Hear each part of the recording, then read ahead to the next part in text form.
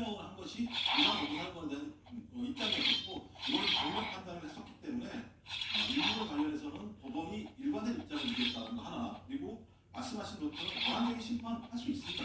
대신 권한쟁의 심판 한다고 하더라도 체포영장이나 법집행을 하지 못하는 게 아니에요. 할 수 있는 겁니다. 하다가 만약에 권한쟁의 심판을 했는데 관할권이 수사 관할권이 아니라고 얘기하면 그때 가서 거기에 따라서 조항 되는 거라는 생각이 드는 것이고요. 두 번째와 관련해서 계속 말씀하시는 게 형사소송법 110조, 120조 예외사항을 지시는 것 같은데 첫 번째가 이제 부사사항 다음에 두 번째가 공무상의 비밀 이란만 말씀하세요. 이 안에 나오는 내용이 있습니다. 국가의 중대한 이익을 해야 하는 경우를 제외하고는 승낙을 거부하지 못한다고 돼 있어요. 근데 지금 예를 들면 내란의 피의자인 대통령 윤석열을 체포하는 것 자체가 국가의 중대한 이익을 해야 하는 경우가 아니잖아요. 이건 국가의 중대한 해를 범할 수 있는 범죄 혐의자를 체포하는 행위 아니겠습니까?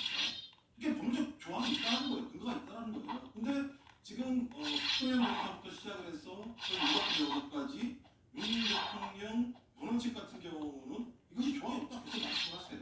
이 안에 조항이 있습니다. 그 조항을 근거로 해서 봐야 한다. 그렇죠. 이안 같은 경우 가장 기본적으로 국가 기밀의 문제나 공무상의 비밀이 있다면 그런 것에 대해서 반대할 수 있고 거부할 수 있다는 얘기합니다만 그것도 두 번째 조항에 의해서 국가의 중대한 이익을 하는 경우 근데 그것이 아니라고 한다면 거기에 대한 신뢰를 거부하지 못한다는 조항이 있어요. 아마 서부지법에서 판단한 그 조항은 두 번째일 겁니다. 이걸 뭐라고 얘기하고 거부를 하더라도 이거는 국가의 중대한 이익을 해야 하는 경우가 아니기 때문에 소위 경호처 같은 경우는 체포영장에 대해서 거부하지 말라고 얘기하는 거예요. 네. 근데 이 이양에 대해서 말씀을 안 하세요. 그러면서 법률이 아무것도 없는 것처럼 말씀하시는 건 법률을 호도하는 거다라는 생각이 들기 때문에 이 부분은 이거하고 본질적으로 헌법 헌재에다가 제소하시면 돼요.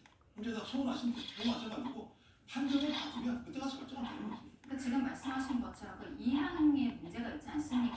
거기에 대해서는 결과적으로 경호처에서 이 압수수색 영장을 막은 것이 정당한지 정당하지 않는 것인지 여기에 대해서 별도로 판단을 받으면 되는 것이거든요. 그런데 제가 말씀드리는 것은 이번에 서부지방법원에서 받아온 영장 자체에 110조와 111조를 원칙적으로 배제하는 조항이 들어가 있다는 것. 이것이 문제가 된다는 말씀을 드리는 것입니다. 알겠습니다. 자, 윤정 기자, 또 여기 관련해서 윤 대통령 변호인단이 추가 조치를 일단은 하겠다고 하는 내용인데 어떤 부분이 있습니까? 네, 말씀하신 것처럼 이 형사소송법 110조와 111조에 대해서 이 수색 영장에 이 예외 조항이 포함되는 것을 두고 대통령 변호인단은 일단 이게 불법 무효다라고 주장을 하면서 추가적으로 권한쟁의 심판을 헌법재판소에 청구하기로 한 상황입니다. 윤곽근 변호사는 이 부분에 대해서 형사법 어디에도 판사에게 그런 권한을 부여하고 있지 않다라고 반발을 하면서요. 이 대법원에는 즉각 영장 담당 판사를 직무에서 배제하고 징계해야 한다라는 주장을 드렸습니다. 알겠습니다. 이 부분 쟁점이 되는 부분 한번 정리를 해봤고요. 자, 그리고 여야 반응도 한번 살펴보도록 할 텐데 민주당 박찬대 원내대표 조금 전에 있었던 발언인데 한번 듣고 오도록 하겠습니다. 내란 속의 윤석열은 여전히 단죄에서 지내며 반성하기는커녕 내전을 선동하고 있습니다. 내란 진압과 국가 정상화를 위해 다음과 같은 조치를 즉시 이행해야 합니다. 공수처, 경찰, 합동공조수사본부는 체포영장 집행을 미루지 말고 오늘 곧바로 내란 속의 윤석열을 체포하십시오. 대통령 경호처는 공무집행을 방해하지 말고 체포영장 집행에 순순히 협조하십시오.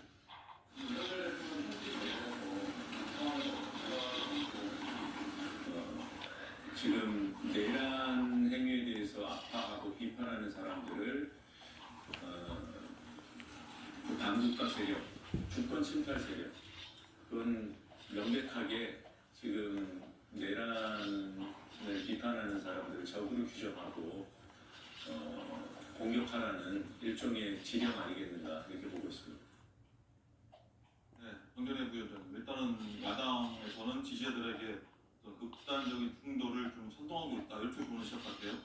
맞습니다. 지금 뭐 내란을 좀 선동하고 있다라는 형태로 지금 이야기를 하고 있는 것으로 보이는데요. 근데 앞서 제가 말씀드린 것처럼 어제의 편지 같은 경우에는 대국민당으로서 이야기를 했다라기보다는 지금 한남동 관저 앞에 있는 지지자들에게 특정을 해서 보낸 내용이 아닌가라고 저는 그렇게 보고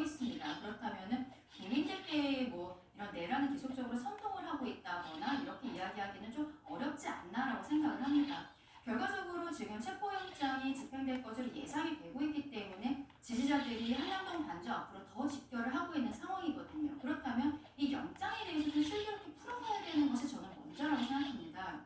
만약에 공수처에서 체포영장 집행을 위해서 왔을 때 지금 지지자들과의 좀 극단적인 대치가 예상이 되고 있는 부분들, 경호처까지 저는 들어가지 못할 것이다 라고 생각을 하고 있는데요.